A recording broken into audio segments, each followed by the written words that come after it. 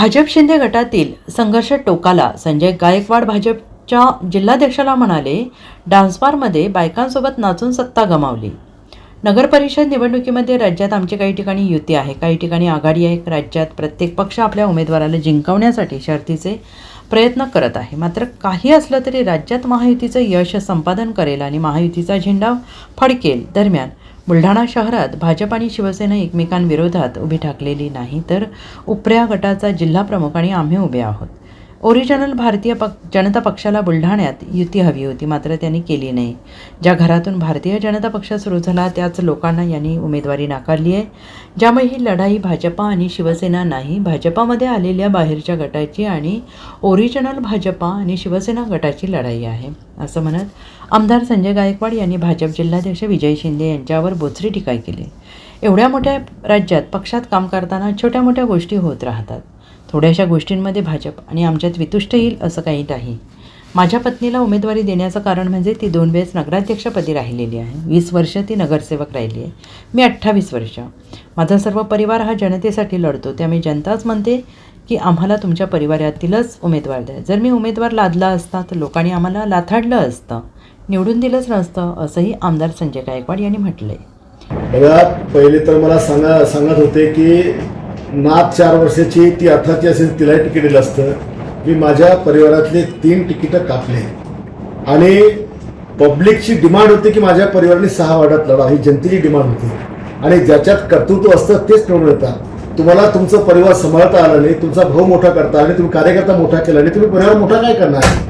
आणि ज्या सत्ता सेवेकरता आहे, सत्ता जनतेकरता आहे, 15 वर्ष तुम्ही सत्ता सोडून मुंबईमधल्या डान्सबारमध्ये तिथल्या महिलांसोबत चाळे करत बसला. तुम्हाला जनतेची सेवा करता आणि अय्याशी तुम्ही तिकडे करत बसला. आणि आता सत्ता सेवेकरता हे शहाणपण शिकवता तुम्ही आम्हाला. सत्ता सेवेकरता कशी असती हे सगळं बुलढाण्याने पाहिलंय. मी काय विकास केला, करोनामध्ये लोकांचे कसे जीव आम्ही वाचवले, कशा सावकाराच्या तावडीतून आम्ही शेतात सोडल्या, कशा लोकांच्या मुली दत्तक घेतल्या, कशा प्रकारे आम्ही मुलीबाळींचं रक्षण त्या ठिकाणी करतो. आणि त्याच्यामुळे हा काँग्रेसचा डमी उमेदवार आहे. हा काही जिंकायला उभा राहिलेला नाहीये, हा फक्त आम्हाला पाडायला उभा राहिला आहे. भारतीय जनता पक्षाची मतं खराब करण्याकरता उभा राहिला आहे. भ्रष्टाचार मुक्त, भयमुक्त, नशामुक्त.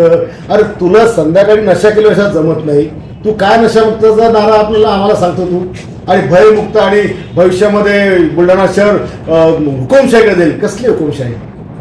आज 45 वर्षाचं राजकारणामध्ये आम्ही आहोत. एवढी सेवा लोकांची केली. 28 वर्ष नगरसेवक आम्ही राहिलो. आम्ही कुठे आमचा एक तर भ्रष्टाचार दाखव, एक तर आम्हाला कुठे उदाहरण, कुठे हुकुमशाही दाखव.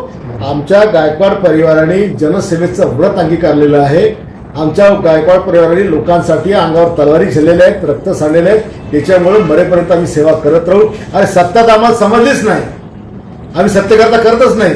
आमची 100% सेवा आहे. आणि तुम्ही जे 15 वर्ष केलं ते फक्त लोकांना लुबाडण्याचं काम केलं.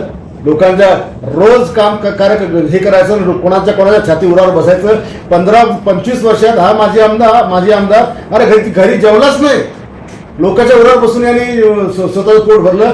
हा काय आम्हाला सत्ता शिकवणार आहे. आमचं लक्ष विकासाकडे. बुलढाणेकरांना माहिती आहे, बुलढाणेकर माझ्या कामावर खुश आहे, त्यांना माहिती आहे.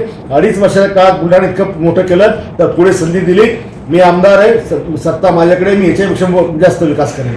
Bureau report, SBN Marathi, Buldhana.